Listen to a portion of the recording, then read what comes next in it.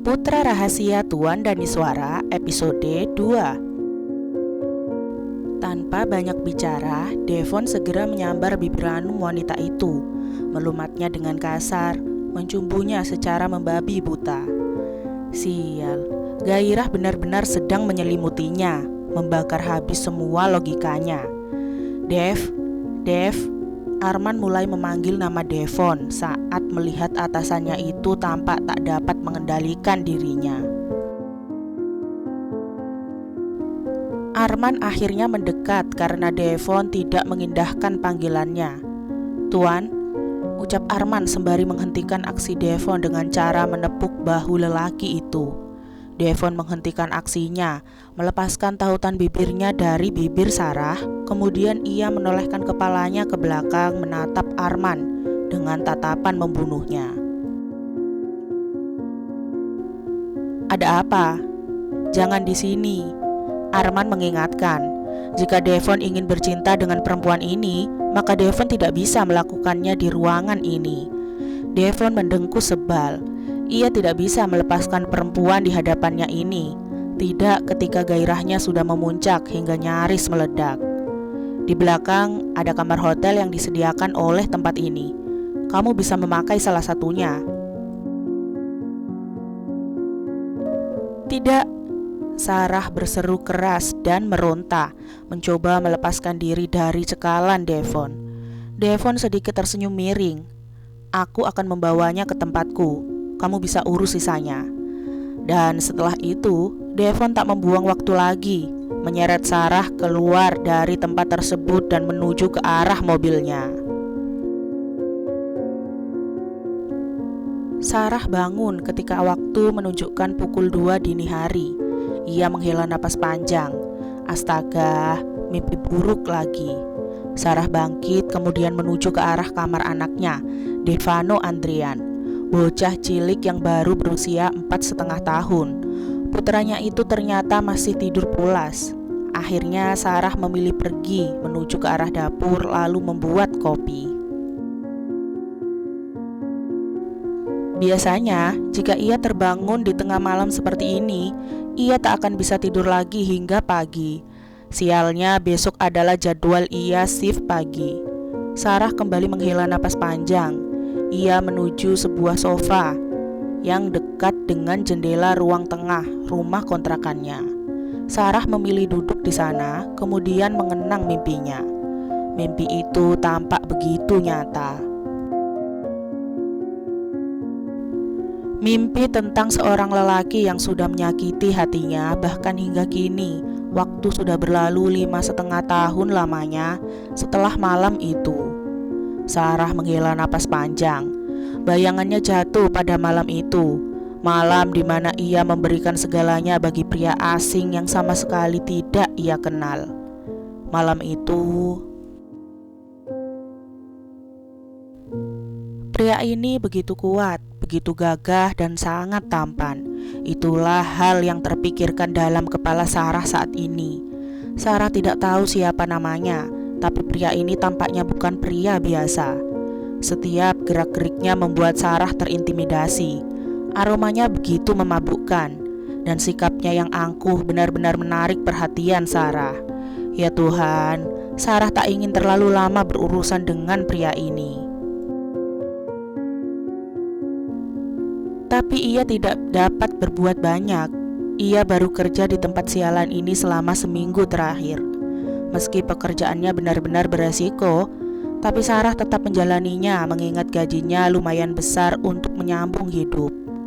Sarah hidup seorang diri. Dulu, ia tumbuh di sebuah panti asuhan.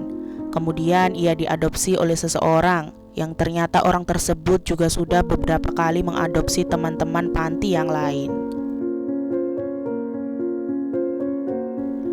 Parahnya, orang tersebut malah mengeksploitasinya. Sarah kecil dipaksa untuk bekerja mengamen di jalanan, berjualan koran, dan lain sebagainya.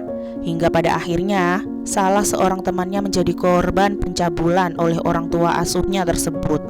Itulah yang membuat Sarah dan beberapa temannya yang lain kabur saat usianya masih remaja. Bertahun-tahun hidup menjadi anak jalanan membuat Sarah menjadi dewasa, bahkan sebelum waktunya. Ia rela bekerja menjadi apapun asalkan bisa mendapatkan uang dan bisa menyambung hidup. Lalu, Sarah berakhir di sebuah rumah karaoke, bekerja sebagai seorang pendamping tamu, menemani bernyanyi dan minum-minum. Sebenarnya, Sarah kurang suka dengan pekerjaannya kali ini. Tapi karena gajinya lumayan, Sarah memilih bertahan. Meski dalam jangka seminggu ia bekerja, ia benar-benar merasa menjadi perempuan murahan. Banyak tamu yang melecehkannya, menyentuh dada dan juga bokongnya dengan sesuka hati. Tapi Sarah tak dapat berbuat banyak, karena memang seperti itulah resikonya. Bahkan, teman kerjanya juga ada yang sambil menawarkan diri, menjual diri di tempat tersebut. Sarah sempat tergiur, tapi ia masih memiliki harga diri. Ia tak mungkin menjual kehormatannya di sana. Hingga kemudian, malam itu ia mendapat seorang tamu yang berbeda. Tamu yang begitu menuntut, dan anehnya, ia tidak dapat menolak tuntutan dari tamu tersebut. Pria itu begitu mengintimidasi, begitu mempengaruhinya hingga yang bisa Sarah lakukan hanya pasrah. Sarah tahu bahwa pria ini pasti bukan pria biasa. Temannya memanggil dengan panggilan tuan. Pasti pria ini memiliki kekuasaan hingga dihormati oleh temannya tersebut. Aku akan membawanya ke tempatku. Kamu bisa urus sisanya. Perkataan tersebut seperti sebuah titah yang harus dipatuhi. Sarah sempat terpana, tapi di sisi lain ia meronta karena tak mengerti apa yang akan dilakukan lelaki ini selanjutnya. Lalu semuanya terjadi begitu cepat. Lelaki itu menyeretnya keluar dari tempat kerjanya, menuju ke arah mobil. Lalu mobil tersebut melesat ke sebuah tempat yang diyakini Sarah adalah sebuah hotel bintang 5. Sarah diseret masuk, bahkan lelaki itu seakan mengabaikan penjagaan di lobi. Semua orang di sana tampak menghormati lelaki tersebut, meski lelaki ini bersikap kasar dan kurang ajar padanya. Sebenarnya, siapa lelaki ini? Pikir Sarah. Lalu sampailah mereka pada kamar hotel yang dituju. Oh, itu bukanlah kamar sembarangan, Sarah tahu itu. Kamar tersebut sangat luas dan mewah. Tapi Sarah tak lagi sempat mengamati kemewahan kamar tersebut karena secepat kilat lelaki itu mendorongnya hingga tersungkur ke atas ranjang. Apa yang Anda lakukan? Sarah tak mengerti. Ia tidak ingin melakukan ini. Meski pria ini begitu menggoda untuknya, tapi ia tidak ingin melakukannya. Jangan sok polos. Aku tahu bahwa kamu juga menginginkannya. Jawabnya penuh penekanan sembari membuka pakaiannya sendiri. Tidak, jangan lakukan ini. Saya mohon. Jangan lakukan ini.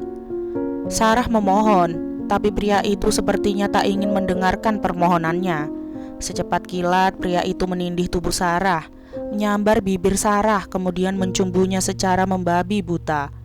Seperti tak dapat menahan diri, seperti terbakar oleh sesuatu. Sarah sendiri tak bisa berbuat apapun selain meronta. Ia tak menyangka jika akan diperlakukan seperti ini. Ia tidak menyangka jika akan dilecehkan hingga seperti ini oleh tamunya sendiri. Jangan pura-pura. Kamu sudah biasa melakukan ini, bukan? Tanya lelaki tersebut yang suaranya lebih mirip dengan sebuah geraman. Lelaki itu menurunkan celananya sendiri, membebaskan bukti gairahnya.